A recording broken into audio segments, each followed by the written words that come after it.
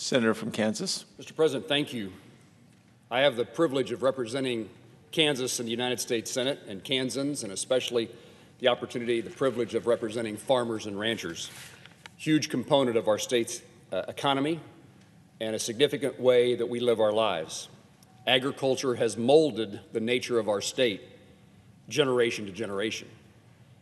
In agriculture, farming and ranching is one of the few remaining professions where sons and daughters still can work alongside moms and dads. They can work alongside their grandparents. I still remember a video that a farmer proudly showed me of he and 3 generations of his family, so 4 total, him and 3 other generations, cutting wheat in Kansas one July summer, and how proud he was to look out and see that his son was in one combine, he was in another, his father in another, his grandfather in another. Family farming and ranching is not just important for food production. We are productive in that family farm setting. It's not just important for food production for our country and for the rest of the world, but it also is important for us in preserving our values and principles which are passed down from generation to generation. The love of life, respect for others, the joy of earning a living, the idea that what you do every day has a consequence in feeding the world. Those characteristics of Kansas farmers need to be around for the country, not only today, but into the future.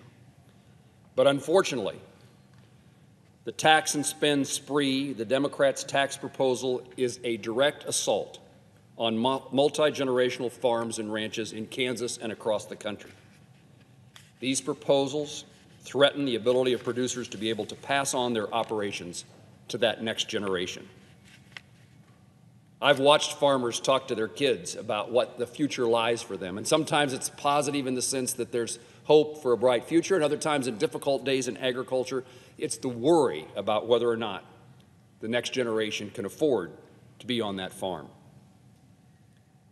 For the past century, this thing called stepped-up basis, so that the value of a piece of property for its inheritance tax purposes is valued as at the date of the death of the person, the farmer in this case, the rancher in this case. For this past century, stepped-up basis has been a cornerstone of our tax code, and it has protected family farms and ranches in their plan to transition to the next generation.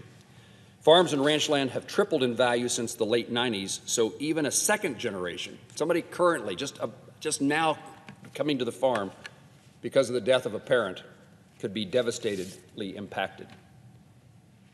For example, a 2,000-acre farm purchased in the mid-90s in Kansas by a first-generation producer. It's kind of a typical size farm, particularly in western Kansas. And even with a modest capital gains exemption, the inheriting farmer, the son or daughter, could face a tax liability close to a fourth of the present-day value of the land. To keep the farm in operation and satisfy the tax liability, the son or daughter inheriting the farm would be faced with the difficult decision of either to sell a significant portion of the land that was farmed by their parents or take on even more debt in a business that's faced with increasingly tight margins. The damage would only get increasingly worse for family farms and ranches passed down through additional generations. If the proposed changes in stepped-up basis are implemented, the big farms will get bigger by purchasing land from the smaller operations unable to meet that tax liability. The consequences would certainly be felt by the small farmer and his or her family, who are forced to sell the land, but also throughout the entire rural community in which the farms are built around. We need those family farmers on land in Kansas producing food, fiber, and fuel for the well-being of our country and its economy, but we need them especially for the well-being of the community's future.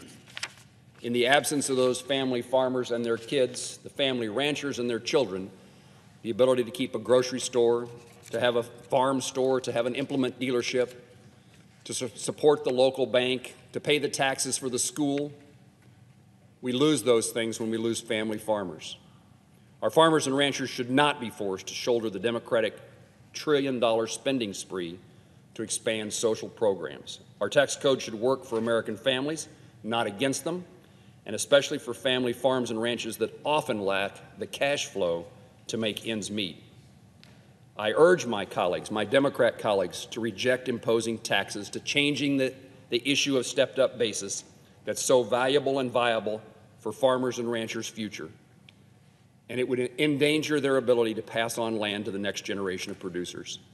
It'd be a bad thing for the farmers and ranchers and their families. It'd be a bad thing for the community in which they live, and it'd be a terrible thing for our nation. Mr. President, I yield the floor.